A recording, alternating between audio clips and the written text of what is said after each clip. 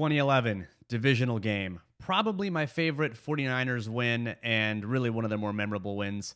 We just posted the Rewatch pod on the feed, and so here is the video supplemental for the Patreon to go over some of the offensive issues the Niners had, some of those unheralded plays that we talked about on the pod, and then some of the offensive items that really helped the Niners win the game. So it really starts, the story of the initial game is really the failure of the 49ers offense, in large part because of their inability to pick up the blitz-heavy schemes that Greg Williams was throwing at the 49ers.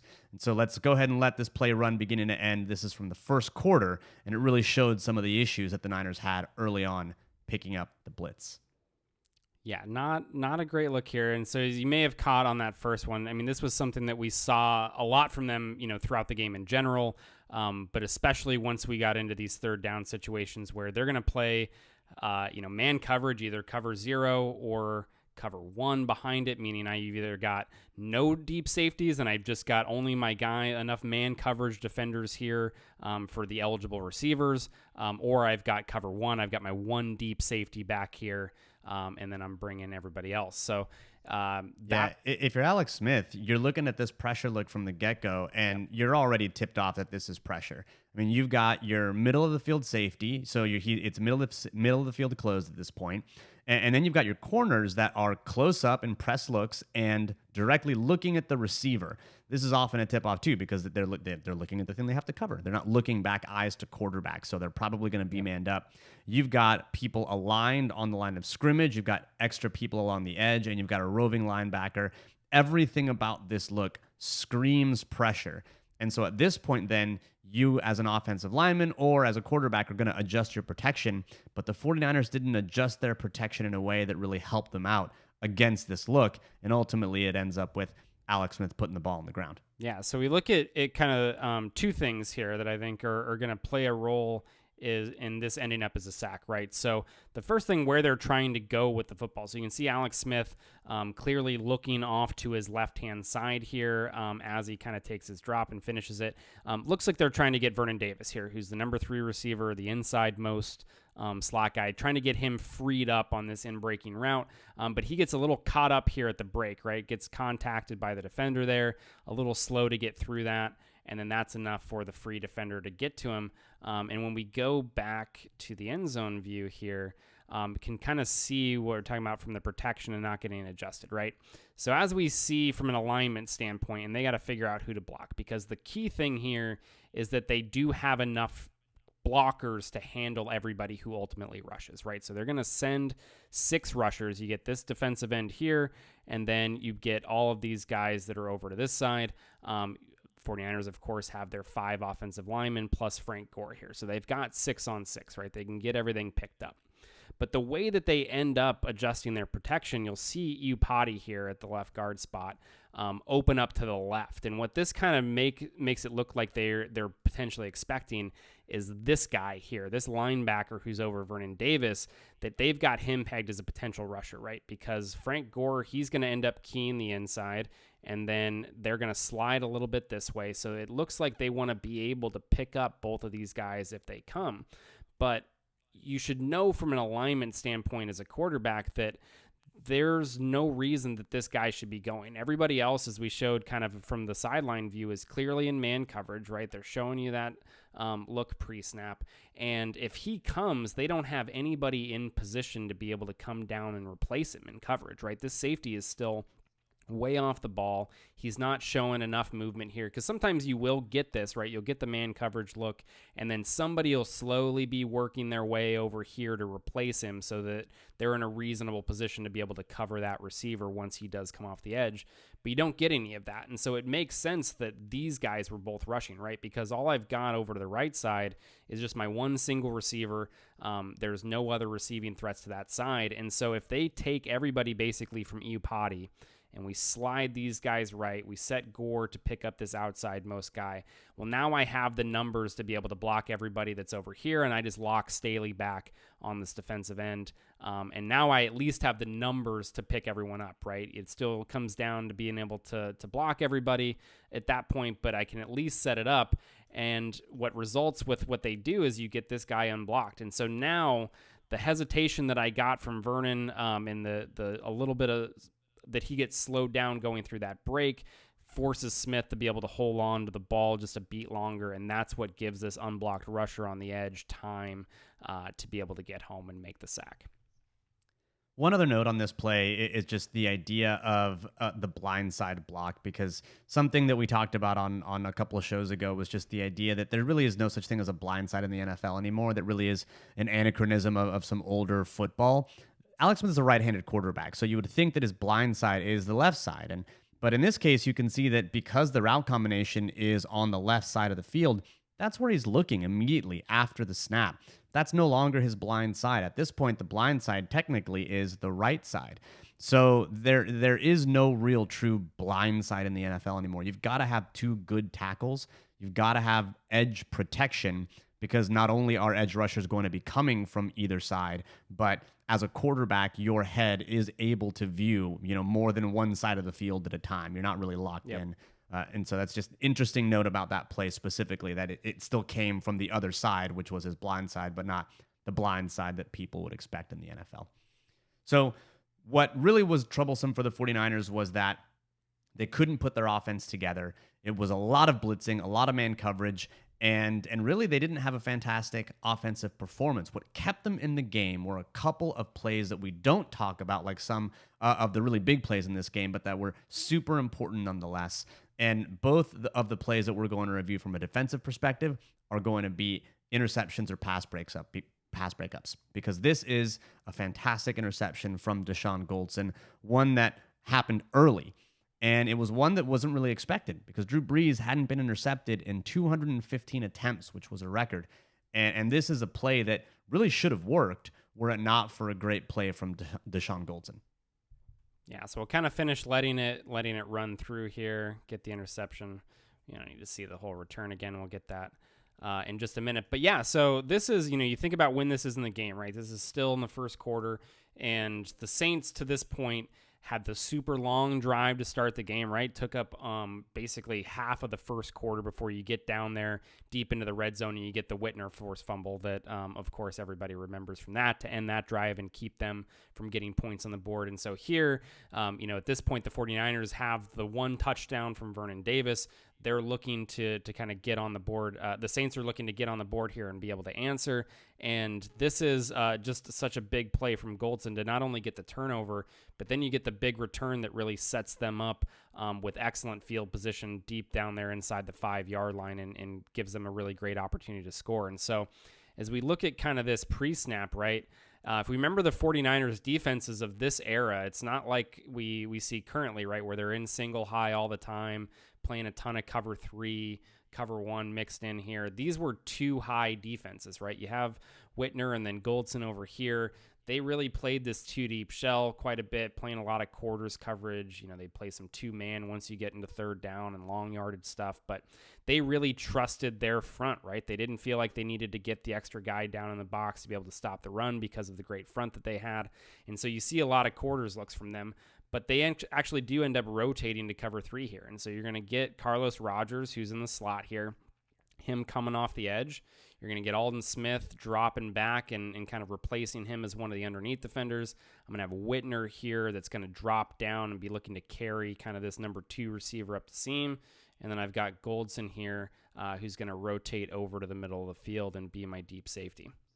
And that simulated pressure is really intended to really get the line to make a mistake and slide their protection, or to account for Aldon Smith rushing and then give Carlos Rogers a free run at the quarterback without actually having to send an extra rusher. So that's why it's called a simulated pressure, because it looks a lot like it's a pressure look where you're traditionally blitzing and playing like 3 under, 3 deep behind, or a fire zone, but you're still actually only rushing 4, and you're not sacrificing any of your zone coverage behind it. And so it's intended to really mess with the protection call for the Saints. And in this case, it actually doesn't work all that well. Drew Brees is able to step up and actually get the ball. Yeah, it's actually a pretty good play from the tackle there. He's able to kind of peel off and actually get to Rodgers. Yeah. And he doesn't really have the bend or the athleticism or the mass to get around him to be to be honest. But, Breeze does a good job, but it's still a little better play from Goldson. Yeah, so when we look at this from Breeze's perspective, right? So he's going to be focusing on the safeties after the snap, seeing what they're doing, trying to confirm that too high look or see if they're going to rotate. And so he can see them rotating, right? I see Goldson coming over. I see Whitner here dropping down. And so at that point, my read is really going to be between these two receivers, right? The number 2 and number 3 receiver running, up the seam here. And so what he wants to really see is who does Goldson decide to help on, right? Because he can't be in both spots. He can't really play both routes well. And so he wants to see which guy he's going to help on and then look to go to the other one. And so you can see Breeze here. Looks like Goldson's going to settle, right? He's looking at this inside most guy. Goldson right here slows down and starts to settle like he's going to be able to help on this number 3 receiver. And so that's the key for Breeze to open back up outside, take one more hitch, and I'm going to let it go to this other seam route that's a little bit wider here. But a couple things happen. One, Goldson does a great job of continuing to read Breeze and where he's going with the football.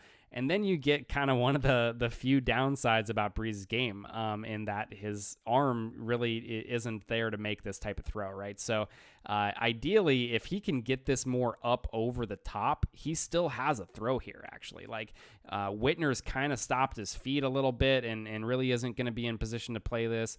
Even the angle that Goldson's taking is really banking on this being a throw that's more on a line. If you put some air under this and look to throw it over the top, it could be really tough for him to be able to recover and make a play on it. So there is a throw to be had there, but by choosing to try to put it on a line because you just don't have the arm strength to be able to throw it up over the top like that, puts you right in Goldson's wheelhouse. And so he's in perfect position there to be able to break on it and make the play.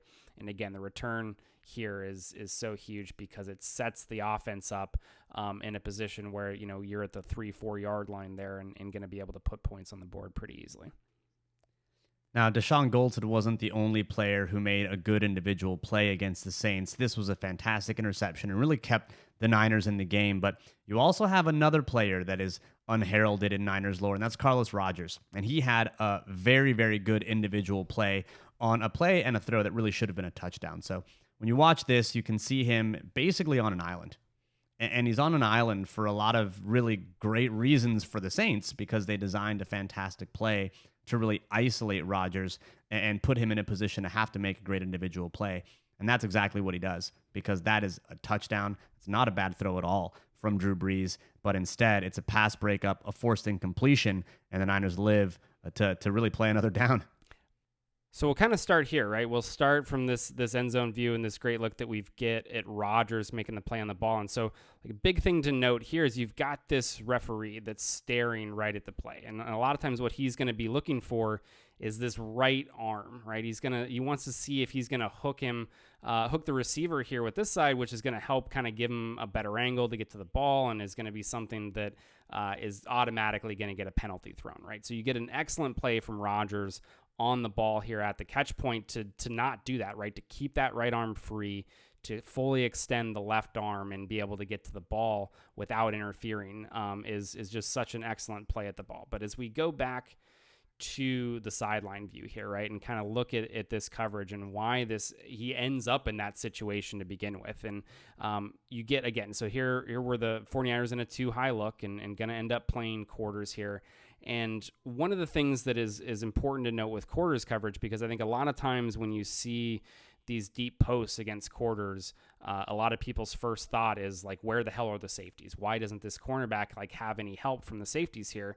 Why is he ending up on this island to begin with? And it's because the safeties are actually not typically going to be in a position where they're going to play the number 1 receiver, right? The outside most receiver, especially on some of these deeper routes.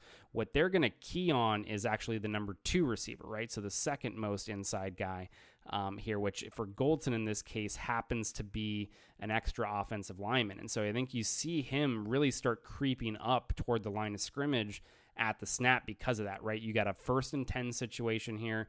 I've got an extra offensive lineman in the game, and he has to be able to come up in the box and play run support here. He's kind of got this alley responsibility to come up and fill if they do hand it off. And so I think it's a situation where he's thinking that this might be a rundown, that they're going to be able to hand the ball off. I've got, even Ivory back here, and I don't have Sproles in the game. So like a lot of tendencies that he's seeing right now that leans to this maybe being a run play, and you see him kind of come up at the snap as a result of that. And so it ends up in a spot where Rodgers, again, is just kind of all alone on this and has to be able to play this route without expecting any sort of safety help. It really is smart play design from Sean Payton here, because he's already got those little ticks, right? He's already got the extra offensive lineman. He knows that this safety has run responsibility. This is one thing I think that oftentimes gets lost, is that this is when you're putting defenders in conflict. Sometimes it can happen post-snap with route distributions, but sometimes it can even happen with what that player's responsibility is and then playing with it in some way. And here you're threatening a safety with an extra offensive lineman. I mean, that's how you're taking him out of the play. And he's got to take that step up. And once he takes that false step, he's already out of the play. Now you've got the deep post behind him. But then you've got the route on the other side of the field, coming across the field and getting into Whitner's zone, and that pulls Whitner down as well.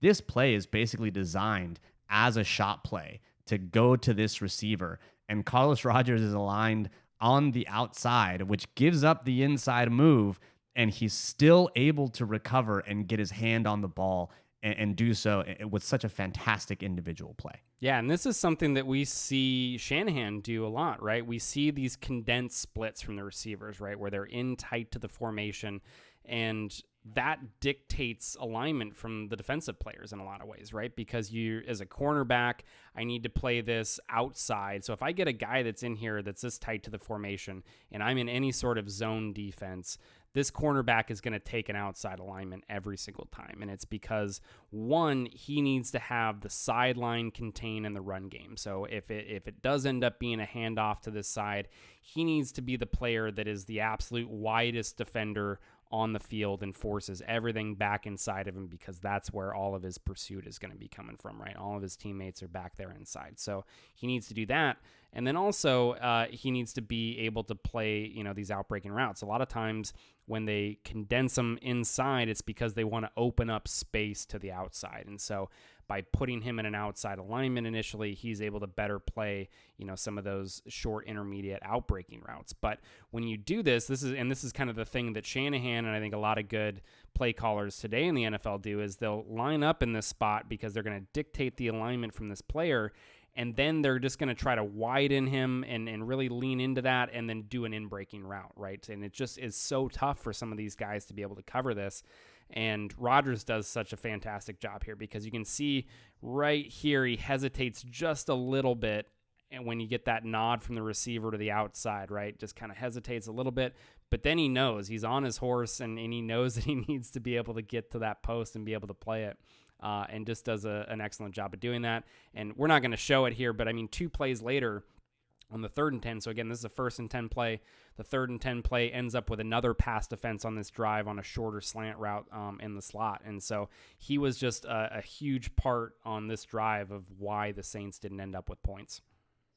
Carlos Rodgers, a man on his horse to the post. I love it. Absolutely love it. So the defense really kept the Niners in the game. And now we get to the offense that they had, because the offense started and was sustained by Vernon Davis. So let's watch this play run. This is actually a play from the first quarter, but it's the first touchdown, and it shows a couple of things that the Niners were able to do to the Saints when their blitz strategy failed.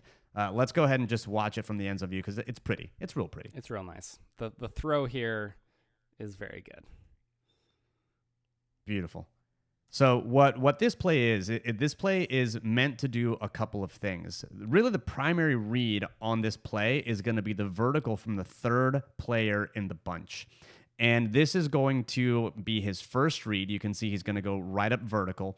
And then the second read is actually going to be the receiver that's aligned inside the bunch, and he's going to run a wheel route. What that little out and up does from a timing perspective is it allows the quarterback to take a look at that first read, and if it's not there, hitch, and by that time, then that second receiver is vertical. And so that combination is meant to basically attack whomever is out there on the edge and put someone on conflict. but there's something that's built into the play, and it's an alert to a crossing route from Vernon Davis, who's aligned at the tip of the bunch in the Y position. And basically, if he sees man coverage and Alex Smith sees man coverage, the ball's going there, because you're basically saying, yeah, an in-breaking route against man coverage with that much green grass, I should be able to win that route individually. And that's exactly what happens. Alex Smith is able to do that because this is the live and die by the blitz thing. When one play the Saints got there, but this play they actually picked it up. They gave him just enough time. Vernon Davis did his thing, and all of a sudden it's 6 for the 49ers. Yeah, I mean, you got to give, Smith didn't necessarily have the most pretty game, start to finish, and didn't put up necessarily huge numbers, especially when you compare. I mean, Breeze had nearly 500 yards passing in this game, right? So he wasn't on that level statistically, but he had, when he did get time, just some excellent throws in this game, and we're going to get to a couple of them, but I think 3 or 4 of them down the field that were just on the money throws, and so he actually had time to be able to sit in the pocket for a second and make this throw. And then you're getting, and this was kind of the story all game when they had success in the passing game, which was, I'm going to try to get Vernon Davis, in an individual matchup situation where he's one-on-one and trust that he's going to be able to win that. And he gets just enough separation here to give, Alex a window to throw, makes the great play to break the tackle and the safety, and it's just ball game after that. Yeah, if you go back to the end zone, not the end zone view, but the sideline view for that play, this play is one that we actually see the Seahawks run every now and again, to be honest with you, because this is probably meant to target like a zone defense or a cover 3. That corner who's out there, let's say this were cover 3, he's got that deep third responsibility. Now you've got 2 verticals in his zone. And in Harbaugh's playbook, this play has that route, that first seam. That's going to be gash, and then the shim is the actual crosser underneath from the other side of the field. So it really is meant to be like, all right, I'm going to go ahead and tackle a zone defense or attack a zone defense. But the play is really nice because it's got 2 concepts built in. It's got one to beat zone at the top of the screen, but then you've got the alert if you see man. So irrespective of what the defense does, the play has options built in for the offense to win, and in this case, they did. Yeah. Always a great thing for your quarterback to be able to give him options and give him the ability to beat, whichever coverage that he's coming across there. So now we get to later in the game. It's the fourth quarter. We skip ahead because there was basically no offense from that point to the fourth quarter whatsoever. Nothing really of note. I mean, and you didn't want to see cut-ups of Brett Swain. That's not why you came to this video.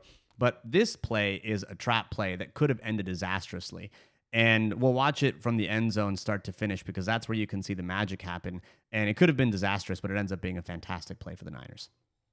Yeah, so we'll let it roll here. Let Gore get into the open field before he is inevitably tracked down and tackled, unfortunately. It's inevitable. We know it's going to happen. My dude does a lot of things well, but breaking away with 50, 60 yards to go is not one of those things. But the key thing here that's interesting is you're going to see a trap play. And the trap play starts with that defensive lineman right there. What you're expecting is that defensive lineman to shoot straight up field in a penetrating one-gap scenario, but he doesn't do that. Because he slants, now all of a sudden, you've got to make an on-the-fly adjustment from the guard. And Adam Snyder's like, crap, typically I would let him go, but because he's slanting, I've got to carry him. That person's supposed to be hit by Upati, but now Upati's pulling, and he's like, the guy that I'm supposed to, ear hole at this point is not there. And so he then gets up to the second level, and Frank Gore does the rest. And so they had to make on-the-fly adjustments in order to make this play work, and it ends up being a 40-plus yard run. Yeah, so from an alignment standpoint, what you're expecting as an offensive line with this play, right, is Snyder here is going to be looking to go up to this linebacker. Anthony Davis is going to kind of kick out the defensive end here. You've got the center who's going to block back on your nose tackle, and then Iupati's going to be able to come, and you hopefully have a good amount of space here, right, for that this defensive tackle's left in, and you either going to freeze him, right, he's going to see that he's unblocked and be like, what the hell's going on, and he kind of gets a little bit frozen there, Or even better than that is he's going to fly upfield, right? He's going to think that he's just been gifted this chance to get into the backfield, and he flies up the field and takes himself out of the play. But what they end up doing here is the Saints are going to run a little stunt. So he's going to, even though he's aligned in the B gap here, and you actually get a nice little tell. Usually as a 3 technique, you're going to be a little bit wider, right? But he's pretty tight here. He's almost even more close to head up, because he's going to actually slant inside of this A gap, and then the linebacker is going to replace him and come over the top and be the B gap defender here. And so what would happen a lot of times, honestly, is either just complete chaos, because if you're Adam Snyder and you don't recognize this and you don't end up staying on this defensive lineman, well, Iupati's got no chance. Once he stunts inside like that, Iupati's going to overrun it every single time. So if you don't latch on to him, it's over. This defensive lineman is coming through free and actually in a position to be able to blow up the run, as opposed to here where he's going to overrun the play. And so you get that first from Snyder, which is an excellent adjustment. And then from Iupati, not panicking, right? Not getting to this hole and seeing that, like, oh shit, my guy's gone, and the person that I thought I was blocking is no longer here. Like, what do I do?